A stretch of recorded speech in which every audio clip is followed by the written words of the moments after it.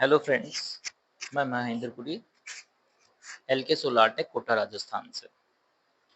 ऐसे consumers customers जो solar plant लगाना चाहते हैं अपनी छत पर, उनके लिए एक विशेष जानकारी लेकर आया हूँ। ध्यान दें, जब आपकी छत पर सोलर प्लांट इंस्टॉल हो रहा होता है, कंपोनेंट्स मैं आपको बताऊंगा कौन से कंपोनेंट्स उसमें लगते हैं, तो थोड़ा सा उनकी क्वालिटी के बारे में भी बताऊंगा अभी मैं। तो थोड़ा ध्यान रखें उन चीज़ों का। अपन इन्वेस्टमेंट कर रहे हैं लंबे टाइम के लिए, कम से कम 40 साल तक के लिए आप इन्वेस्टमेंट कर रहे हो। तो जब इतने लंबे टाइम के लिए इन्वेस्टमेंट कर रहे हो तो उसमें हमें पता तो होना चाहिए क्या कंपोनेंट्स लग रहे हैं। ध्यान तो देना चाहिए कि क्वालिटी वाइज लग रहे हैं नहीं लग रहे हैं। क्वालिटी मेंटेन होना बहुत ज़रूरी है, तभी तो 30 से 40 साल तक चलेगा, नहीं तो 2-5 साल में वो तो बर्बाद हो जाएगा। तो आप लोगों को ध्यान होना चाहिए इन चीज़ों का। मैं आपको कंपोनेंट्स बताता हूँ एक-एक करके। कंपोनेंट्स तो ख़ैर सभी लगाते हैं, सारे इंस्टॉलर्स लगाते हैं, लेकिन वो कंपोनेंट्स क्वालिटी वाइज़ होने चाहिए। तो उनमें कुछ कंपोनेंट्स जिनकी क्वालिटी बहुत अच्छी होनी चाहिए या मेंटेन होनी चाहिए, वो मैं आपको भी बता देता हूँ। आप लोग ध्यान रखें आगे से, जब भी हमारे घर में कोई इंस्टॉलर आता है, ठीक है? सबसे पहली चीज़, हमारी छत के ऊपर एक स्ट्रक्चर तैयार होता है लोहे का। तो वो जो लोहा है, वो साधारण लोहा नहीं होना चाहिए। लोहा होना चाहिए गैल्वेनाइज्ड। आप हमेशा स्ट्रक्चर के लिए गैल्वेनाइज्ड आयरन का ही यूज़ करें। अगर हॉट डिप गैल्वेनाइज्ड है तब तो the best. Actually hot dip galvanized बहुत महँगा आता है, इसलिए उसको इंस्टॉलर्स बहुत कम यूज़ करते हैं। अगर आप अच्छा पेमेंट कर रहे हैं, आप उनको बोलो कि भाई हम तो 15,000 रुपए 20,000 रुपए एक्स्ट्रा पे कर देंगे, 15,000 रुपए एक्स्ट्रा पे कर देंगे, लेकिन हमारे हॉट डिप गैल्वेनाइज्ड ही लगाओ। वो लगाने को रेडी हो जाए। कम से कम 15 से 17,000 का डिफरेंस आ जाता है हॉट डिप गैल्वेनाइज्ड में और गैल्वेनाइज्ड में। तो आप हमेशा हॉट डिप गैल्वेनाइज्ड नहीं तो कोई बात नहीं, कम से कम गैल्वेनाइज्ड आयरन का तो यूज़ आप करने के लिए उनको बोलें। सिंपल लोहा पेंट वेंट करके लगा दिया, सिल्वर पेंट करके लगा दिया तो बर्बाद हो जाएगा। 5-6 साल में जंग आ जाएगा, बिखर जाएगा। कभी थोड़ी तेज हवा चली, आंधी तूफान चला, बिखर जाएगा आपका प्लांट, कुछ नहीं कर पाओगे। ठीक है? दूसरा, जब वो स्ट्रक्चर लग चुका हो ना, तो एक बार उसको लटक कर देख लेना, उसको हिलाकर देख लेना, कहीं वो वाइब्रेट ना कर रहा हो, हिल ना रहा हो, हमारे लटकने से ही टूट गया। तो जो पैनल्स हैं वो क्या 30 साल तक काम करेंगे आपके। तो उसको स्टार्टिंग में ही चेक कर लेना एक बार। स्ट्रक्चर सबसे इम्पोर्टेंट होता है, सबसे इम्पोर्टेंट, क्योंकि ये घर के बाहर लगा होता है। ये आउटडोर है। ध्यान रखें, घर के अंदर तो आप कितना ही सेफ रख सकते हो हर चीज़ को, लेकिन घर से बाहर नहीं रख सकते हो। तो पहली चीज़, आपका स्ट्रक्चर मजबूत होना चाहिए, ठीक है? दूसरा है, आपके पैनल्स उसके ऊपर जो लग रहे हैं। आपके जो पैनल्स हैं, ख़ास तौर से ध्यान रखना, सही होने चाहिए। कई सारे पैनल्स तो क्रैक वाले लगा जाते हैं इंस्टॉलर्स, कहीं इधर-उधर ले जाने में कहीं क्रैक आ गया, स्क्रैचेज़ आ गए। वही वाला पैनल अगर आपके यहाँ लगा दिया तो 2-4 साल तक तो बढ़िया एफिशिएंसी से लाइट बनाएगा, लेकिन हो सकता है कि 2-4 साल बाद उसकी एफिशिएंसी बिल्कुल डाउन हो जाए और पैनल खराब हो जाए। हो सकता है बहुत कम इलेक्ट्रिसिटी बना कर दे आपको, तो आपका लॉस है। अभी शुरू में नहीं दिखेगा साल 2 साल तक, 4 साल तक, उसके बाद वो अपने आप ऑटोमैटिकली कम यूनिट्स बनाना स्टार्ट कर देगा। तो आपका लॉस हो जाएगा। तो स्टार्टिंग में जब आपके पैनल्स लग रहे होते हैं, तो भले ही उनसे बोलकर नहीं, लेकिन उनके बगल में खड़े होकर उन पैनल्स के ऊपर एक बार ज़रूर नज़र मार लेना कि उनपे कोई स्क्रैच ना आ रहा हो, कहीं उसपे कोई क्रैक ना आ रहा हो। ठीक है? 2 चीज़ें ये हो गई। हाँ, एक चीज़ का और कि पैनल्स के लिए कुछ कस्टमर्स पीछे पड़ जाते हैं कि हमें तो अडानी चाहिए, हमें तो विक्रम चाहिए, हमें वारी चाहिए, हमें टाटा चाहिए, हमें ये चाहिए, वो चाहिए। कोई फ़र्क नहीं पड़ रहा है, सबकी एफिशिएंसी लगभग बराबर है। सबकी एफिशिएंसी बराबर है, आप बिल्कुल ज़िद ना करें इस चीज़ की कि मुझे तो यही लगाना है या वही लगाना है, ठीक है? ये सिर्फ़ प्रमोशंस और एडवर्टाइज़मेंट के ऊपर होता है। ब्रांड बनाना एडवर्टाइज़मेंट और प्रमोशन का काम होता है।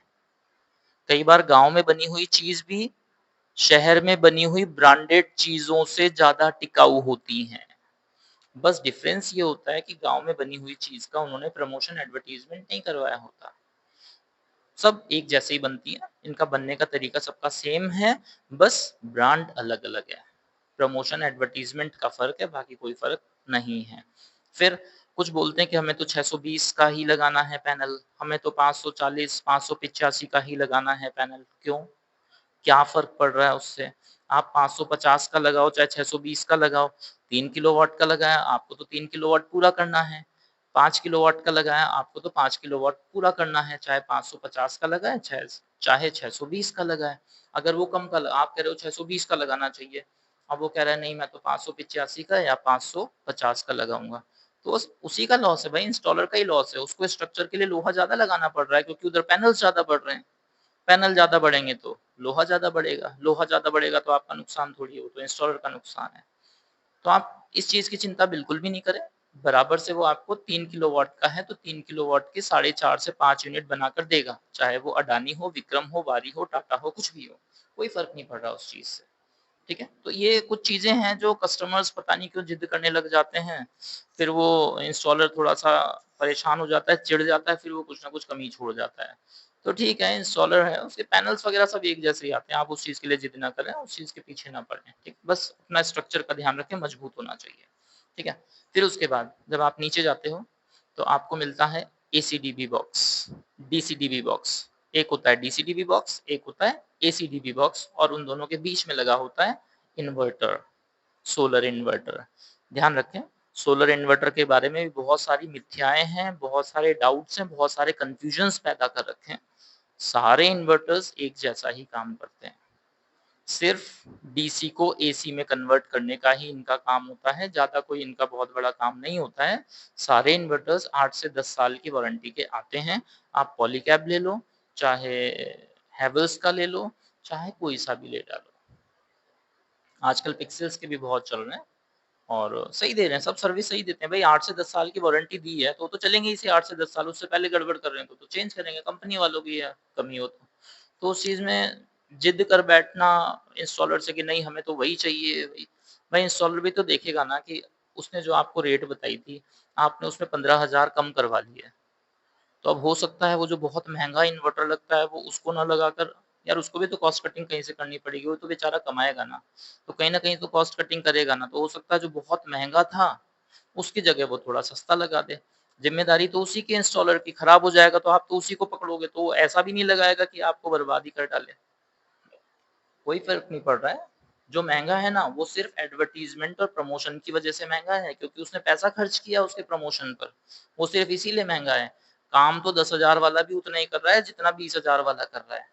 वारंटी इसकी भी उतनी ही है, उसकी भी उतनी ही है। 8 साल, 10 साल, बराबर ही तो है। क्या फ़र्क पड़ रहा है? पर फिर भी ठीक है, आपका ब्रांडेड के साथ जाना मैं गलत नहीं बोलूँगा। आप जाएँ, ब्रांड्स के साथ जाएँ, लेकिन एकदम एक चिपक ना जाएँ एक ऑप्शन के साथ कि मुझे तो यही चाहिए। होगा ही नहीं मार्केट में तो कहाँ से लाके देगा? अगर शॉर्टेज होगी तो कहाँ से देगा? तो ठीक है, उसके ऑप्शन में 1-2 आप और भी रख सकते हो। तो ऐसी इतनी बड़ी मिथ्या ना पालें, ठीक है, करने दो उसको काम, अच्छे से करने दो। मेन चीज़ें हमारी जो है ना उनका ध्यान रखें आप। 30 से 40 साल तक चलना है अपना पैनल या अपना प्लांट, तो उस चीज़ का ध्यान रखें कि उसके लिए क्या-क्या चीज़ें इम्पोर्टेंट है। फर्स्ट स्ट्रक्चर मजबूत होना चाहिए। डीसीडीबी, एसीडीबी वो कोई सा भी लगाए कोई दिक्कत नहीं है। आपका बीच में सोलर इन्वर्टर लग रहा है वो थोड़ा-सा ब्रांड आप देख लेना कि ढंग का ब्रांड लग जाए। उसके बाद नेक्स्ट आता है नेट मीटर।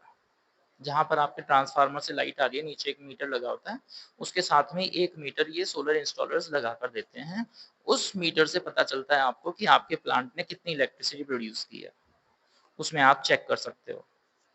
आजकल तो इन्वर्टर्स इतने अच्छे आ गए हैं कि वो आपके मोबाइल के साथ कनेक्टेड होते हैं। आपको इन्वर्टर को टच करने की ज़रूरत नहीं है, आपको मीटर को टच करने की ज़रूरत नहीं है। मोबाइल में आप एप्लीकेशन पे, आपके ऐप पर सब देख सकते हो।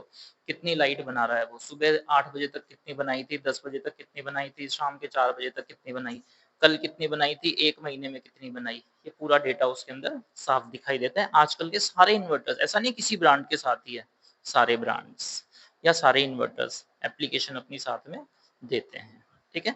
ये हो गया आपका नेट मीटर। सबसे इम्पोर्टेंट एक चीज़ जिसका आप लोगों को ख़ास तौर से ध्यान रखना चाहिए वो है अर्थिंग। अर्थिंग बहुत इम्पोर्टेंट है। इंस्टॉलर से पहले ही बात कर लें कि हमें 3 अर्थिंग चाहिए। अर्थिंग 3 ही होनी चाहिए, अगर 3 से कम दे रहा है तो गड़बड़ कर देगा। देखिए, एक अर्थिंग तो होती है आपके एसीडीबी बॉक्स से डायरेक्ट अर्थ जा रही है। एक अर्थिंग होती है मतलब दूसरी अर्थिंग होती है आपके डीसीडीबी बॉक्स से। डीसीडीबी बॉक्स से डायरेक्ट अर्थ कर रही है। 2 अर्थिंग हो गई। तीसरी जो सबसे इम्पोर्टेंट अर्थिंग है वो है आपके प्लांट के ऊपर एक लाइटनिंग अरेस्टर लगा होता है। त्रिशूल शेप में इस तरह से लाइटनिंग अरेस्टर लगा होता है, बहुत इम्पोर्टेंट है। कई सारे इंस्टॉलर्स इसको नहीं लगाते हैं, कॉस्ट कटिंग के चक्कर में 1000-1200 रुपए बचाने के चक्कर में उसको नहीं लगाते हैं। बहुत इम्पोर्टेंट है, कभी भी बिजली गिरेगी आपका पूरा प्लांट बर्बाद हो जाएगा। सारा पैसा जो इन्वेस्ट किया सब बर्बाद हो जाएगा। तो आप ध्यान रखें स्टार्टिंग में ही लाइटनिंग अरेस्टर ज़रूर लगाएँ और लाइटनिंग अरेस्टर लगाने का जो तरीका है उसका ख़ास तौर से ध्यान रखें। लाइटनिंग अरेस्टर लगाकर सिर्फ रख कर ना चले जाएँ, कि पता चला वो पाइप्स हैं उसके अंदर रखकर उसको लाइटनिंग अरेस्टर को रखकर और चले गए, नहीं। लाइटनिंग अरेस्टर को लगाकर बाकायदा उससे वायरिंग, एक पूरा वायर जाएगा, चाहे तो आप कोशिश कर सकते हैं कि अगर जीआई वायर मिल जाए तो जीआई वायर से उसकी अर्थिंग करवाओ। नहीं लगवा रहे हैं तो जो अर्थ करवा रहे हो आप जिस वायर से, जिस केबल से, वो केबल होनी चाहिए अच्छी खासी, मोटी केबल होनी चाहिए, लाइटनिंग अरेस्टर को बियर कर पाए, सहन कर पाए, ऐसी केबल होनी चाहिए। तो इस चीज़ का ध्यान रखें आप लोग। लाइटिंग अरेस्टर का ज़रूर ध्यान रखें, उससे जो अर्थ करवा रहे हैं उसकी केबल बहुत अच्छी क्वालिटी की होनी चाहिए, ताकि वो अर्थ भी प्रॉपर वे में करे।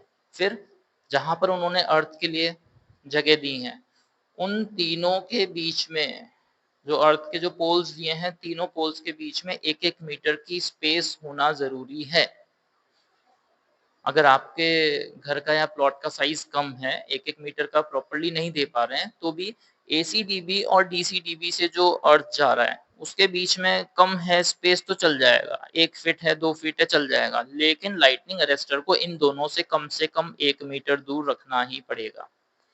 एसीडीबी, डीसीडीबी को आप अर्थिंग कर रहे हो तो उन दोनों को पास-पास रख सकते हो, लेकिन लाइटनिंग अरेस्टर की जो अर्थ है ना, उसको आपको लगभग 1 मीटर दूर रखना ही पड़ेगा, अदरवाइज़ वो काम नहीं करेंगी। बिजली, आकाशीय बिजली गिरती है, उस टाइम पूरा प्लांट आपका बर्बाद हो सकता है। आप लोग ध्यान रखें, जब आपका एलए लगे, तो इतना लंबा लगे कम से कम कि उसके रेडियस, इसका भी एक तरीका है, जो लाइटनिंग अरेस्टर लगता है ना, वो जो त्रिशूल लगता है, उसके रेडियस, उसका जितना-जितना रेडियस है ना, वो उतनी जगह को प्रोटेक्ट करेगा, उतनी जगह की बिजली को वो कैच करेगा। उससे बाहर गिर रही है तो उसको वो कैच नहीं कर पाएगा, तो इसका ध्यान रखना। ठीक है? बाकी और तो इंस्टॉलर जो बताएगा वो अपनी मर्ज़ी से करके जाएगा, आप लोग कुछ कर नहीं सकते हो।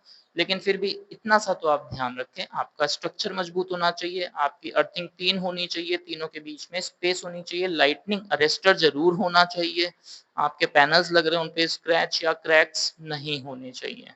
बाकी और चीज़ें तो लगभग चल जाती हैं, 19-20 में चल जाएगा बाकी सब तो। और भी बहुत सारी जानकारियाँ हैं, बहुत इम्पोर्टेंट चीज़ें हैं, मैं आगे वाले जो मेरे चैनल्स बनेंगे, आगे जो यूट्यूब के जो वीडियोज़ मैं बनाऊँगा, मैं उसमें वो जानकारियाँ देता रहूँगा। आप लोग फ़ॉलो करें, देखें, आपको सही जानकारी, क्योंकि 40 साल का इन्वेस्टमेंट है, तो सही जानकारी बहुत ज़रूरी है।